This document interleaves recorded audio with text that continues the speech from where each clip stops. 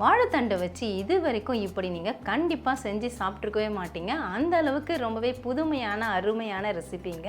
Hi friends, welcome to Chennai food. இந்த ரெசிபியை நான் எப்படி செய்கிறேன் நீங்களே பாருங்கள் வாங்க.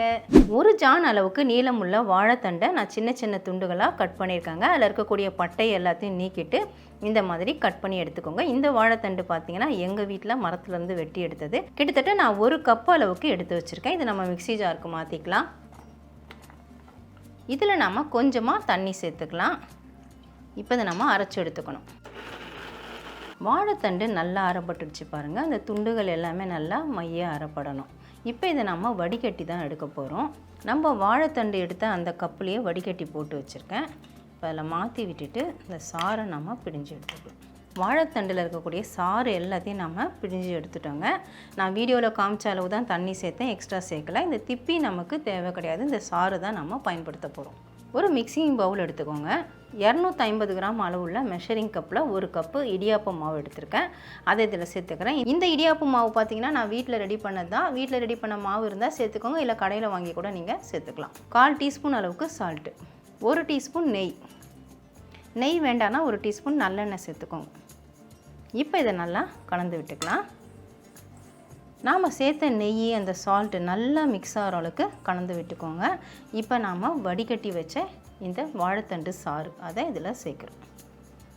கொஞ்சம் கொஞ்சமாக சேர்த்து பிசைஞ்சுக்கோங்க. சப்போஸ் சாறு அதிகமாக இருந்தால் நீங்கள் எக்ஸ்ட்ரா மாவு சேர்த்துக்கலாம், இல்லை சாறு குறைவாக இருந்ததுன்னா எக்ஸ்ட்ராவாக கொஞ்சம் தண்ணி தெளிச்சுக்கலாம். நாம் எடுத்த 1 கப்பு வாழைத்தண்டு ஜூஸ் பார்த்திங்கன்னா சரியாக போயிடுச்சு. எல்லாத்தையுமே நான் சேர்த்துட்டேங்க. ஏன்னா நம்ம 1 கப்பு பெரிய கப்பில் மாவு எடுத்தோம். தேவையான அளவு எல்லாத்தையும் சேர்த்து பிசைஞ்சாச்சு. மாவு பார்த்திங்கன்னா இந்த மாதிரி கையில் எடுக்க வரணும். அதே சமயம் நல்லா சாஃப்டாகவும் இருக்கணும். இட்லி தட்டு எடுத்து வச்சுருக்கேன். அதில் கொஞ்சமாக நெய் தடவிக்கிறேன். நெய் வேண்டாம்னா நீங்கள் எண்ணெய் கூட தடவிக்கலாம். சும்மா ஒரு துளி மட்டும் தடவி விட்டுக்கோங்க. முறுக்கு குழலை நான் இந்த அச்சு போட்டு வச்சுருக்கேங்க. இதிலே நம்ம கொஞ்சமாக நெய் தடவிக்கலாம். நெய் தடவிட்டு நம்ம பிசைஞ்சு வச்ச மாவை இதில் சேர்த்துக்கலாம். இப்போ இட்லி தட்டில் பிழிஞ்சு விட்டுக்கிறேன். நாம் பிசைஞ்சு வச்ச மாவு எல்லாத்தையும் நான் பிழிஞ்சு விட்டுட்டேங்க. ரொம்ப சுலபமாக புழிய வந்துச்சு. இப்போ இதை வேக விட்டுறலாம். ஸ்டவ்வில் இட்லி பாத்திரம் வச்சுருக்கேங்க. ஸ்டவ் ஹை ஃப்ளேமில் தான் வச்சுருக்கேன். ஒரு 2 டம்ளர் அளவுக்கு தண்ணி ஊற்றி வச்சுருக்கேன்.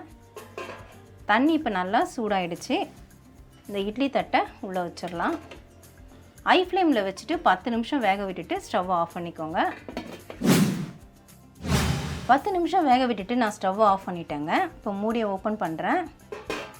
பாருங்கள், இடியாப்பம் நல்லாவே வெந்திருக்குது. நல்லா இப்படி எடுத்துகிட்டு நம்ம திரிச்சு விட்டோம்னா நல்லா திரிக்க வரும்.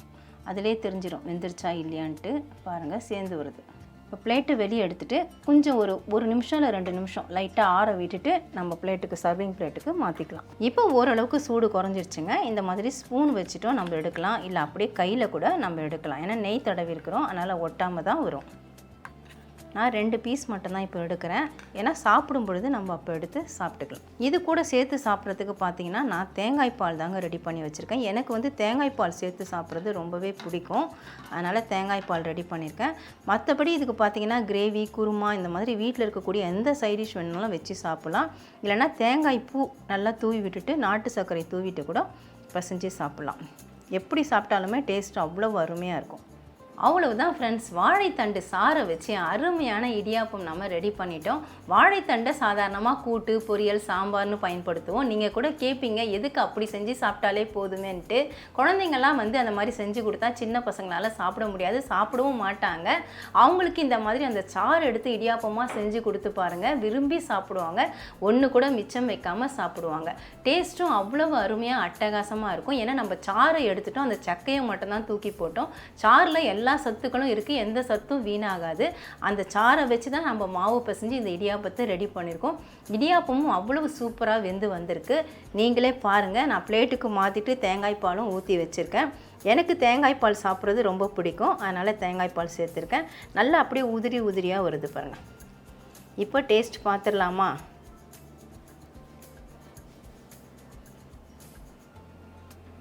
தேங்காய் பாலோடு சேர்த்து சாப்பிடும்போது பார்த்திங்கன்னா அவ்வளோ டேஸ்ட்டாக சாஃப்டாக இருக்குதுங்க. வாயில் வச்ச உடனே வழுக்கிட்டு போயிடுச்சு. நம்ம வாழைத்தண்டு சாரை வச்சு செஞ்சோங்கிறது சொன்னாதாங்க தெரியும். மற்றபடி ஃப்ளேவர் சுத்தமாக தெரியல.